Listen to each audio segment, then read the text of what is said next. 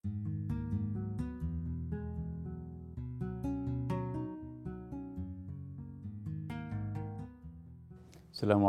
warahmatullahi wabarakatuh.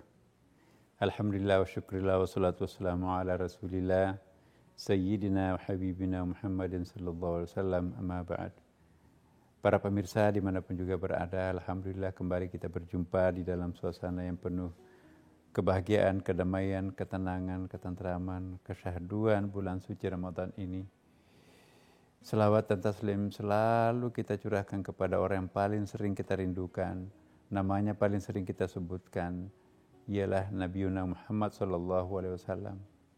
Semoga kita semuanya, terutama yang mengikuti acara ini, mendapatkan syafaat dari Rasulullah SAW, sehingga nanti insya Allah kita akan bergabung dalam suasana kebatinan yang sangat damai bersama kekasihnya Allah Subhanahu Wa Taala. Hari ini kita akan membicarakan tentang diam, as-sumt. Ya, as-sumtu hukmun, diam itu penuh dengan hikmah, diam itu bijaksana. Kita seringkali menyaksikan orang, pembicaraannya banyak sekali sampai melampaui batas. Padahal di dalam Al-Quran sebetulnya, salah satu prestasi kemanusiaan dan salah satu kemuliaan akhlak itu sesungguhnya ialah kita diam. Kita itu lebih gampang disuruh bicara daripada disuruh diam. Iya kan? Maka itu ada nazarnya ya di dalam surah Maryam itu ya, dan ada juga surah di tempat yang lain 2 kali itu ya. Allah tukalliman nasa thalatha layalin. Jadi salah satu bentuk nazarnya seorang yang sangat kita muliakan, salah seorang nabi dalam Al-Quran itu Nabi Zakaria. Nabi Zakaria ini adalah sudah tua, tapi nggak pernah atau belum pernah punya anak. Ya, tapi pingin sekali punya anak. Akhirnya dia bernazar, ya Allah, seandainya aku punya anak nanti, apa ya yang bisa saya lakukan? Maka dijawab oleh Allah, Allah tukalliman nasa thalatha layalin. Kamu nanti berpuasa bicara selama 3 hari. Kecuali dalam keadaan yang sangat penting baru bicara. Jadi ini isyarat buat kita bahwa menahan diri untuk tidak bicara selama 3 hari, kecuali yang sangat penting, itu suatu hal yang sangat sulit untuk dicapai oleh setiap orang. Jangankan 3 hari. 1 jam saja kita dalam keadaan terjaga, ada teman, nggak bisa bicara, itu kan sama dengan terhukum kita kan. Nah, rupanya Al-Quran dan hadis itu memuliakan orang-orang yang bicara seperlunya, kalau enggak lebih baik diam. Nabi sendiri juga pernah bersabda dalam 2 hadisnya mirip redaksinya, man kana yu'minu billahi wal yawmil akhir falyaqul khairan aw liyasmut. Barang siapa yang beriman kepada Allah dan Rasulnya, maka katakanlah yang benar atau lebih baik diam. Nah, bicara sekarang ini dalam konteks kita punya IT, punya handphone, punya laptop, punya komputer. Bicara itu bukan hanya mulut sekarang ini, tapi juga yang bicara adalah jari jemari tangan kita yang mengetik dalam bentuk WA, dalam bentuk SMS, dalam bentuk email dan seterusnya.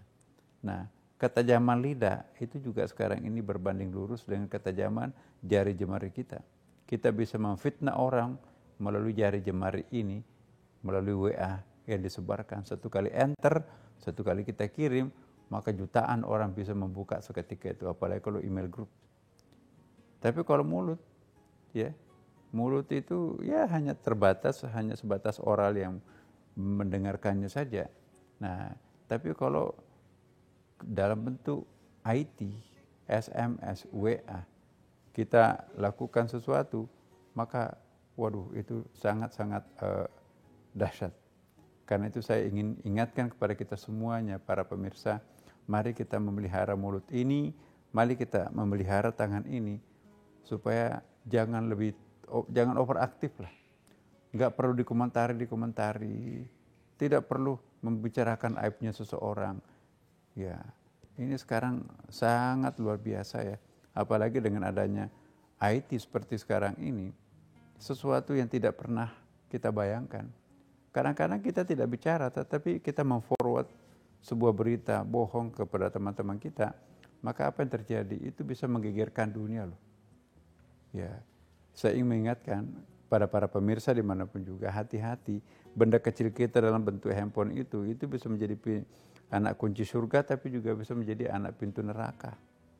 Kalau kita pakai handphone itu untuk ngaji karena di situ ada program Qur'annya, kita bisa mendengarkan ceramah agama karena di situ banyak YouTube yang bisa kita ikuti. Bahkan kita bisa mendengarkan